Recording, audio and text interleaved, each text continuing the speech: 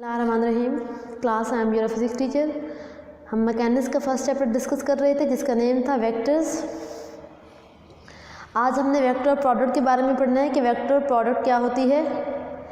इससे पहले मैंने आपको असाइनमेंट दी थी जिसमें आपने scalar product and vector product को डिस्कस किया था, बट उसमें हमने दो वेक्टर्स को कंसिडर किया था। अब यहाँ पे नाम क्या है, triple, scalar triple product and vector triple product. It means कि हमने तीन वेक्टर्स को मल्टीप्लाई करना है और फिर हम देखेंगे कि तीन वेक्टर्स को मल्टीप्लाई करने के बाद अगर आंसर जो है वो स्केलर क्वांटिटी आ रही है तो इट मीन्स कि वो प्रोडक्ट क्या होगी, स्केलर ट्रिपल प्रोडक्ट। अगर हम तीन वेक्टर्स को मल्टीप्लाई करते हैं, तीन वेक्टर्स को मल्टीप्लाई करने के बाद अगर आपके पास आंसर में वेक्टर क्वांटिटी आती है तो इट मीन्स ये प्रोडक्ट कौन सी होगी, वेक्टर ट्रिपल प्रोडक्ट।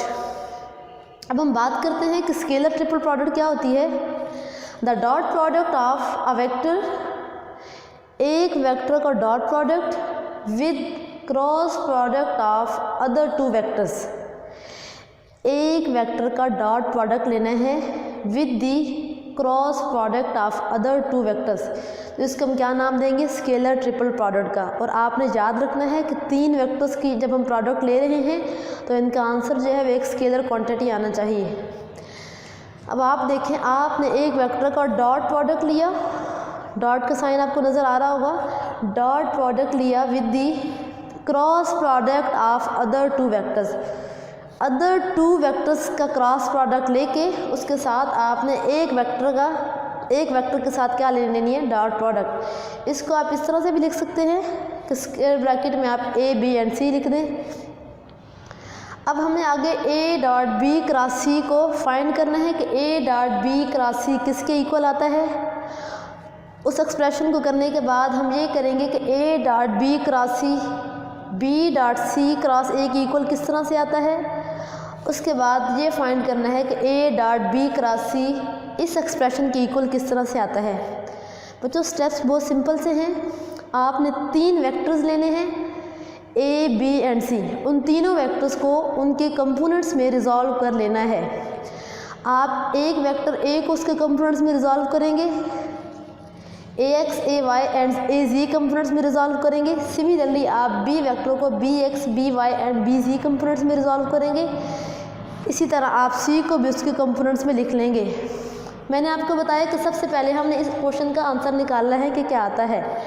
आपने सबसे पहले फाइंड करनी है बी क्रॉस सी, मतलब बी का सी के साथ क्रॉस प्रोडक्ट फाइंड करना है। बी क्रॉस सी, आपको पता है कि क्रॉस प्रोडक्ट को डिटर्मिनेंट के थ्रू सॉल्व किया जाता है। आपने आई जे एंड के लिखा, देन आपने बी पहले था तो इधर भी आपने बी एक्स लिखा, बी वाई लिखा एंड बी जी लिखा, मतलब हम एक वेक्टर को उसके कंपोनेंट्स में लिख रहे हैं। फिर आपने क्या किया, सी वेक्टर लिखा, सी एक्स सी वाई एंड सी जी। ये लिखने के बाद इसको सॉल्व करना है। इसको सॉल्व करने का तरीका क्या होता है कि आप आई को बाहर लिखेंगे, आप इस रो को भी, इस कॉलम को भी छोड़ देंगे और इस रो को भी छोड़ देंगे। बी वाई को सी जी के साथ मल्टीप्लाई करेंगे, माइनस बी जी को सी वाई के साथ मल्टीप्लाई करेंगे। सिमिलरली आप इस तरह इसको सॉल्व करते जाएंगे। इसमें बच्चों याद रखना है आपने कि जब आई के बाद जब हम जे के साथ इसको सॉल्व करते हैं तो यहाँ पे माइनस का साइन आता है डिटर्मिनेंट में। आपने ये वाला आंसर निकाल लिया किसका, बी क्रॉस सी का। बी क्रॉस सी की वैल्यू आ गई। अब आपने इसका प्रोडक्ट लेना है, डॉट प्रोडक्ट लेना है। ए के साथ बी क्रॉस सी का डॉट प्रोडक्ट लेना है। आप ए वेक्टर लिखें उसके कंपोनेंट्स की फॉर्म में, क्या है, ए एक्स आई प्लस ए वाई जे प्लस ए जी के। देन आपने डॉट पुट करना है, ये डॉट पुट किया। देन आपने बी क्रॉस सी की वैल्यू जो ऊपर लिखी हुई थी आपने इधर पुट कर देनी है। इस पूरी ब्रैकेट में कौन सी वैल्यू लिखी हुई है, बी क्रॉस सी की वैल्यू लिखी हुई है। इस स्क्वायर ब्रैकेट के अंदर मैंने बी क्रॉस सी की वैल्यू लिख दी है। इसके बाद आपने क्या करना है, आपने ए का डॉट प्रोडक्ट लेना है विद बी क्रॉस सी। आपको पता है कि डॉट प्रोडक्ट किस तरह से लिया जाता है। आप आई वाले कंपोनेंट्स को आई वाले कंपोनेंट्स के साथ मल्टीप्लाई करते हैं, जे वाले कंपोनेंट्स को जे वाले कंपोनेंट्स के साथ मल्टीप्लाई करते हैं एंड के वाले कंपोनेंट्स को के वाले कंपोनेंट्स के साथ मल्टीप्लाई करते हैं। क्योंकि हमें पता है कि आई डॉट आई जो है 1 के बराबर होता है। बट अगर हम आई डॉट जे लें वो किसके बराबर होगा, 0 के। आपने अब क्या करना है, ax को मल्टीप्लाई कर देना है इधर वाले i कंपोनेंट्स के साथ। इधर वाला i कंपोनेंट क्या है, bycz माइनस bgcy। मतलब आप सिंपल से काम करना है, आपने i वालों को i वालों के साथ मल्टीप्लाई कर देना है, j वालों को j वालों के साथ मल्टीप्लाई कर देना है, एंड k वालों को k वालों के साथ मल्टीप्लाई कर देना है। उसके बाद आपका एक्सप्रेशन ये बन जाएगा, ये एक्सप्रेशन बन रहा है। इस एक्सप्रेशन को हम डिटर्मिनेंट की फॉर्म में लिखें तो इस तरह से लिखा जाता है, ax ay az bx by bz, third row में क्या है, cx cy and cz। It means कि आपने वैल्यू फाइंड कर ली a dot b cross c की। a dot b cross c की वैल्यू आपके पास ये आ गई है। इसका मतलब है कि जब भी आपको कोई भी 3 वेक्टर्स दे दिए जाएं और आपको कहा जाए कि इनकी स्केलर प्रोडक्ट फाइंड करें, तो आप उन वेक्टर्स के कंपोनेंट्स को इस तरह से लिख लेंगे और उनके डिटर्मिनेंट को सॉल्व करेंगे तो आपके पास a dot b cross c का सलूशन आ जाएगा। a dot b cross c तो हमने कर लिया फाइंड। इसके बाद मैंने आपको कहा था कि हमने क्या करना है, हमने प्रूव करना है कि ये एक्सप्रेशन इस एक्सप्रेशन के इक्वल किस तरह से आता है, कि मतलब पहले वाला expression b dot c cross a के बराबर किस तरह से आ रहा है। बहुत सिंपल सा प्रोसेस है, आपने जस्ट एक काम करना है, इस एक्सप्रेशन को कंसिडर करना है, a dot b cross c का आंसर जो है इसको कंसिडर करें। आपने रोज़ को चेंज कर देना है, r1 को r2 से चेंज कर दें। ये वाली r2 है, ये पूरी रो है, ये रो होती है और ये क्या होता है, कॉलम। आप इस रो को उठा के ऊपर ले जाएं, ऊपर वाली रो को उठा के नीचे ले जाएं। चेंज नहीं बोल रही मैं, इंटरचेंज कर रही हूँ, मतलब दूसरे की जगह पे आप पहली रो लिख दें और पहली की जगह पे आप दूसरी रो लिख दें।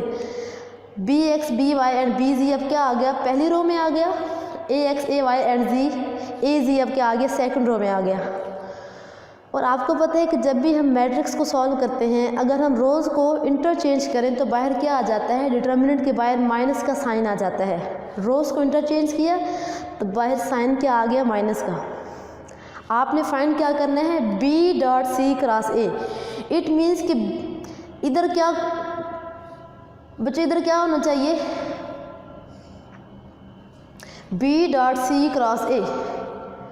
इसका मतलब है कि c वाली रो जो है वो ऊपर होनी चाहिए और a वाली रो जो है वो नीचे होनी चाहिए। इट मीन्स आपको एक दफ़ा से फिर इंटरचेंज करना पड़ेगा। आपने फिर रोज़ को इंटरचेंज करना है, r2 को r3 से। आप 2 वाली रो जो है वो नीचे ले जाएं, 2 वाली रो नीचे लेके आ जाएं और 3 वाली रो जो है वो ऊपर लेके चले जाएं। इसके बाद इस आपके पास क्या बन जाएगा, c वाली रो जो है वो ऊपर आ जाएगी, a वाली रो जो है वो नीचे आ जाएगी। आपने एक दफ़ा फिर से इंटरचेंज किया है, इट मीन्स फिर दोबारा से माइनस का साइन बाहर आ जाएगा, एक पहले वाला माइनस और एक बाद वाला माइनस, दोनों क्या हो जाएंगे, प्लस हो जाएंगे। अब इसको हम क्या लिख सकते हैं, इस डेफिनेशन के अकॉर्डिंग a पहले था तो आपने a पहले लिख दिया, उसके बाद b था तो आपने b लिख दिया, देन c था तो आपने क्या लिख दिया, c। अब देखें पहले क्या आ रहा है, b, तो आपने क्या लिखना है, b डॉट प्रोडक्ट किसके साथ, दूसरी रो क्या है, c, क्रॉस प्रोडक्ट किसके साथ, a के साथ। इस तरह से हमारे पास प्रूव हो गया कि a dot b cross c किसके बराबर आता है, b dot c cross a। Simple सा बच्चों, सिंपल से रिलेशन बनाना है, आपने जस्ट रोज़ को इंटरचेंज करना है, 2 टाइम्स आपके पास एक्सप्रेशन आ जाएगा। इसके बाद आपने a dot b cross c को c dot a cross b के इक्वल प्रूव करना है। तो ये बच्चों आपको मैं एज ए असाइनमेंट काम दे रही हूँ, आपको मैं हिंट दे देती हूँ। आपने अगेन इसी एक्सप्रेशन को यूज़ करना है, इस एक्सप्रेशन को यूज़ करेंगे और आप इंटरचेंज कर देंगे r2 को r3 से। फर्स्ट स्टेप में आपने 2 को 3 के साथ चेंज करना है, देन आपने क्या करना है, रो 1 को रो 2 के साथ इंटरचेंज करना है। तो आपके पास प्रूव हो जाएगा कि a dot b cross c जो है वो c dot a cross b के इक्वल में आ रहा है। सिंपल सा बच्चों ये रिलेशन आपने याद रखना है। इस एक्सप्रेशन तक अगर आप पहुंच गए तो आपके लिए कोई मुश्किल नहीं है। उसके बाद आपने जस्ट ये याद रखना है कि आपने रोज़ को इंटरचेंज करना है। जब आप 2 रोज़ का आपस में इंटरचेंज करेंगे, उसके बाद फिर आगे जाके फिर 2 रोज़ का आपस में इंटरचेंज करेंगे, तो आपके पास एक्सप्रेशन प्रोडक्ट से रिलेटेड एक न्यूमेरिकल डिस्कस करेंगे, प्रॉब्लम डिस्कस करेंगे, जिसमें हमने प्रूव करना है कि volume of parallelepiped is equal to the scalar triple product. मतलब आप एक अगर पैरेललोपाइप्ड कंसिडर करें, उसका वॉल्यूम लें, उसका वॉल्यूम फाइंड करें, तो उसका वॉल्यूम जो है वो स्केलर ट्रिपल प्रोडक्ट के इक्वल आना चाहिए। इसके लिए आपने क्या करना है, आपने एक पैरेललोपाइप्ड बनाई। हम पहले समझ लेते हैं कि पैरेललोपाइप्ड क्या होती है। ये आपके सामने जो डायग्राम बनी है ये पैरेललोग्राम की है। अगर हम इस पैरेललोग्राम को मिला के एक 3 डायमेंशनल स्ट्रक्चर बनाते हैं तो उससे हमारे पास पैरेललोपाइप्ड बनता है, जिसकी डायग्राम ये आपको गिवन है। अब इसमें ए, बी एंड सी 3 वेक्टर्स हैं जो कि इस पैरेललोपाइप्ड की एडजेसेंट साइड्स बना रहे हैं। अब हमने इस पैरेललोग्राम का पैरेललोपाइप्ड का एरिया फाइंड करना है, और फिर हमने देखना है कि क्या ये एरिया स्केलर ट्रिपल प्रोडक्ट के इक्वल आता है या नहीं। आपको पता है स्केलर ट्रिपल प्रोडक्ट क्या होती है 3 वेक्टर्स की, A dot B cross C. Volume of parallelepiped, आपको पता है वॉल्यूम को कैसे कैलकुलेट करते हैं। आप एरिया को हाइट के साथ मल्टीप्लाई कर दें तो आपके पास क्या आ जाता है, वॉल्यूम। एरिया ऑफ बेस, किसकी बेस, बेस पैरेललोपाइप्ड की।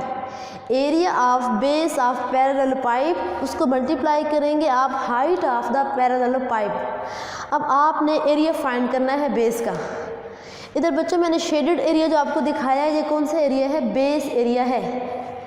ये वाला सारा जो एरिया है ये क्या है, बेस एरिया है। अगर आपने इस बेस एरिया को फाइंड करना है तो आपको बी किसी के साथ क्रॉस प्रोडक्ट लेना पड़ेगी।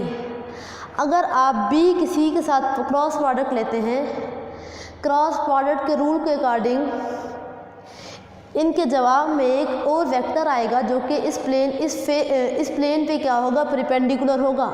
उसकी डायरेक्शन क्या है, अपवर्ड। एन जीरो वेक्टर की डायरेक्शन क्या है, अपवर्ड। अब आपने area of the base find करना है। अब आप देखें ये बेस जो है वो एक पैरेललोग्राम बना रही है, और आपने पढ़ा हुआ है कि पैरेललोग्राम का एरिया हम किस तरह से फाइंड करते हैं। अगर ये हमारे पास कोई वेक्टर b है और ये कोई वेक्टर a है, इनके दरमियान में एंगल क्या है, थीटा।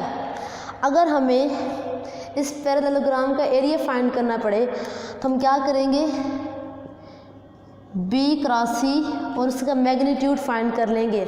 अब इधर भी हम यही काम करेंगे, हम b का c के साथ क्रॉस प्रोडक्ट लेंगे और देन हम इसका मैग्नीट्यूड ले लेंगे। मतलब जो एरिया बन रहा है वो क्या बनेगा, b क्रॉस c और उसका मैग्नीट्यूड। b क्रॉस c का मैग्नीट्यूड हमें एरिया दे रहा है बेस का। अब हम हाइट को देखते हैं कि हाइट क्या बनती है। इस n यूनिट वेक्टर के साथ a का जो एंगल है वो क्या है, थीटा। अगर हम a को कंपोनेंट्स में रिजॉल्व करें तो थीटा के सामने क्या है, a साइन थीटा, और ये बेस पे क्या बन रहा है, a cos theta. It means इस पैरेललोपाइप्ड की हाइट जो है वो इतनी है, वो किसके बराबर आ रही है, a कॉस थीटा। तो आपने क्या लिख दिया, a कॉस थीटा। इसके बाद आप b क्रॉस c का मैग्नीट्यूड, इसको किसी भी एक क्वांटिटी के इक्वल रख लें अपनी आसानी के लिए, इसको p के इक्वल रख लें। अब आप देखें आपने b क्रॉस c की जगह पे p पुट किया और क्या लिख दिया, a कॉस थीटा। आप इसको a p कॉस थीटा भी लिख सकते हैं क्योंकि ये कम्यूटेटिव प्रॉपर्टी इसमें यूज़ की जा सकती है। अब आपको पता है कि जब आप कॉस थीटा को ख़त्म करेंगे तो आप यहाँ पे डॉट का साइन लगा देंगे। आपके पास क्या बन जाएगा, a डॉट p वेक्टर। पहले मैग्नीट्यूड था बट अब क्या बन जाएगा, वेक्टर। और आपको पता है कि p की वैल्यू क्या है, b क्रॉस c। आपने वैल्यू पुट की b क्रॉस c की। इसके बाद बच्चों मैग्नीट्यूड और वेक्टर का अगर साइन हम ख़त्म कर दें तो आपके पास आंसर में क्या आ रहा है, a dot b cross c। मतलब वॉल्यूम ऑफ पैरेललोपाइप्ड किसके इक्वल आ रहा है, a dot b cross c। तो हमने देख लिया कि स्केलर ट्रिपल प्रोडक्ट जो है उसको हम प्रूव कर सकते हैं B dot C cross A के बराबर, और उसी को हम प्रूव कर सकते हैं C dot A cross B के बराबर। और देन हमने एक प्रॉब्लम किया जिसमें कोई भी पैरेलल पाइप लें, उसका अगर आप वॉल्यूम कैलकुलेट करें वो किसके बराबर आ रहा होता है, स्केलर ट्रिपल प्रोडक्ट के। होप सो बच्चों आपको इस आर्टिकल की अच्छे से समझ आ गई होगी।